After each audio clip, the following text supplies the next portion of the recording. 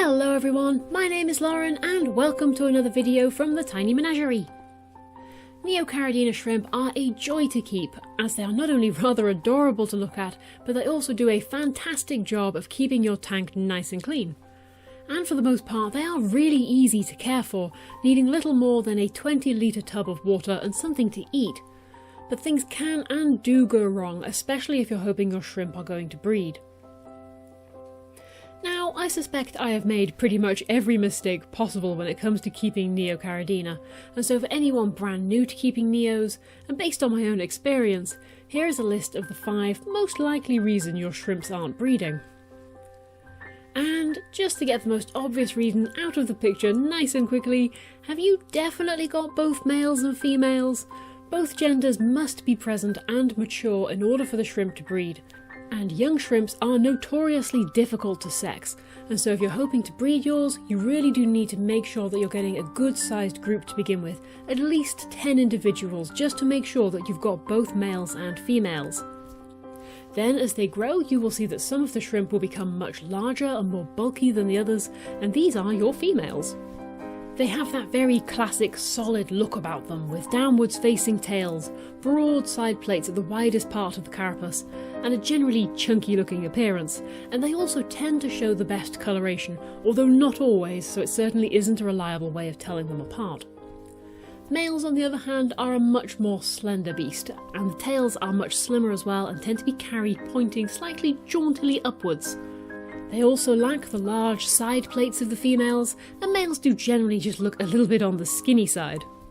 Gender ratio doesn't matter at all, so long as you have both males and females, although obviously if you have more females then you're going to get more eggs and more shrimplets. You just need to make sure when you're starting out that you have definitely got both of them, and if all of your shrimp are starting to look suspiciously similar, then you may need to buy a few more. So long as you have both genders though, then the next most likely culprit for lack of breeding is unstable chemical conditions. The light, depth, temperature of the tank can all swing wildly. You can do a 50% water change with cold water straight into a tropical tank, and the shrimp won't really care. Temperature isn't something that bothers them quite so much, as long as it doesn't get above about 28 degrees nor below about 10.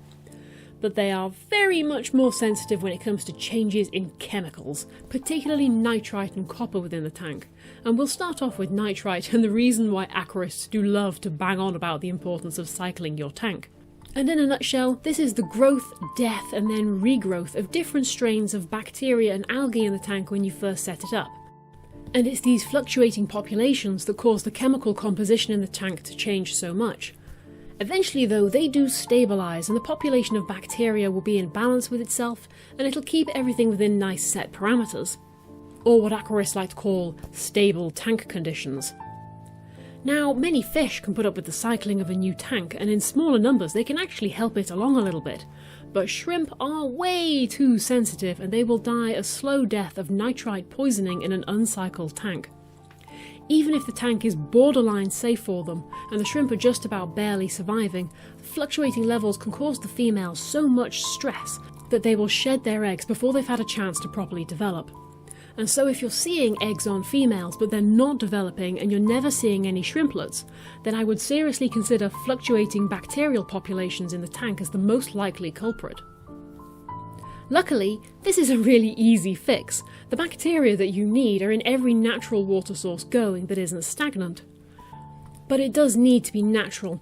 Tap water may look absolutely fine to us, but it's actually little better than sewage that has been strained and then heavily chlorinated to kill the bacteria in it that make us sick. And so not many good bacteria are going to be able to survive in there. And what this does mean though is that if you set up your tank originally with tap water, you probably don't have very many different strains of bacteria in there. And like most things in life, diversity is the key to success. And so the more different types of bacteria you can get for your tank, the better.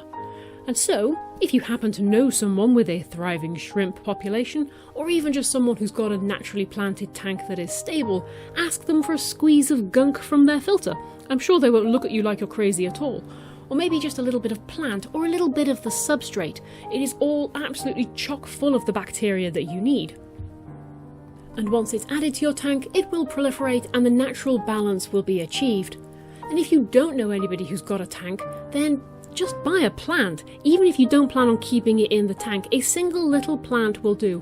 One scrap of super cheap Rotala from eBay or your local fish shop is swarming with bacteria.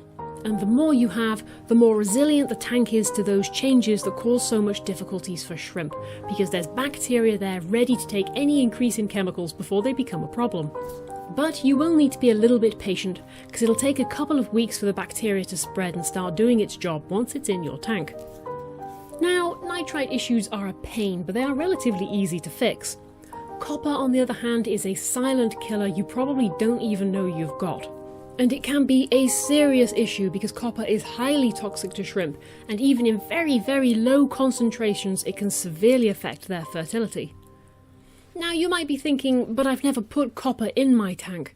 Unfortunately though, it is a very common ingredient in many fish parasite treatments such as gill flukes, and worse, it is an algicide that is frequently used by unscrupulous plant wholesalers to keep their stock looking its best.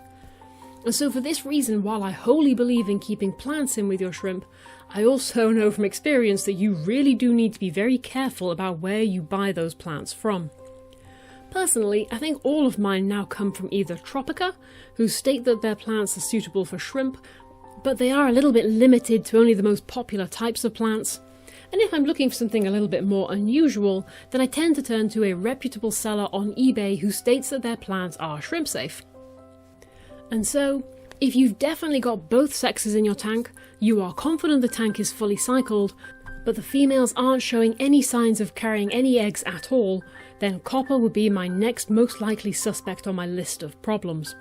Luckily, copper test kits are very cheap and effective. And if you find out that your tank is copper free, then happy days! One possible culprit is struck off the list. If you do detect copper though, then you are now faced with a choice.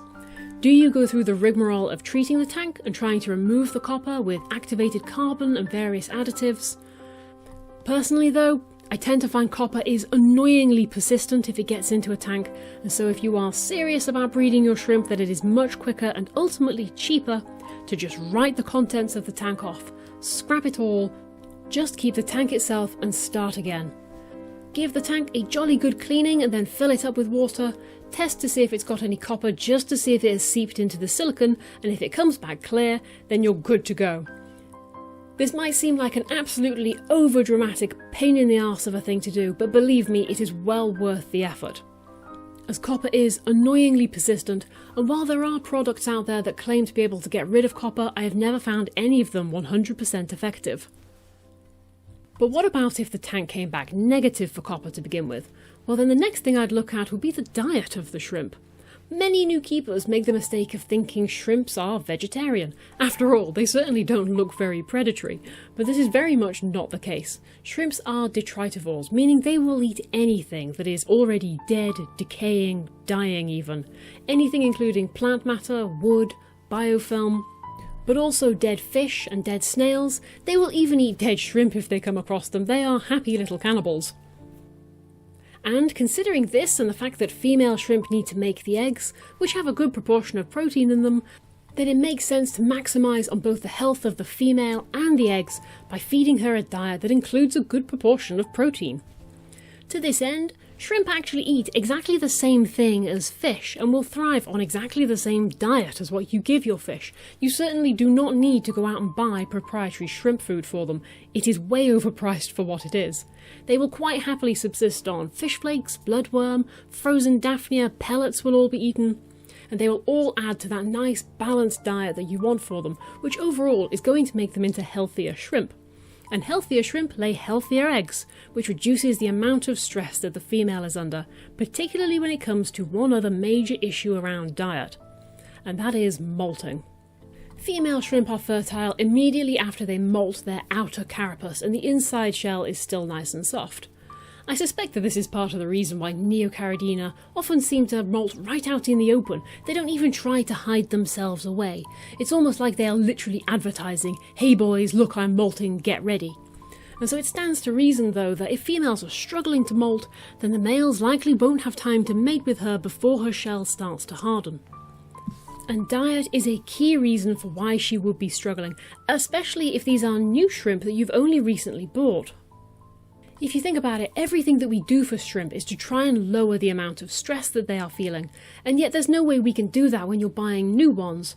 Transit is stressful for shrimp, being in an open tank in a shop is stressful for shrimp, new homes are stressful for shrimp, and if they've come from a breeder who wants to sell all of their shrimp at that ideal size of 1.5 centimetres, then it's likely they haven't been fed for a while as soon as they reach that size.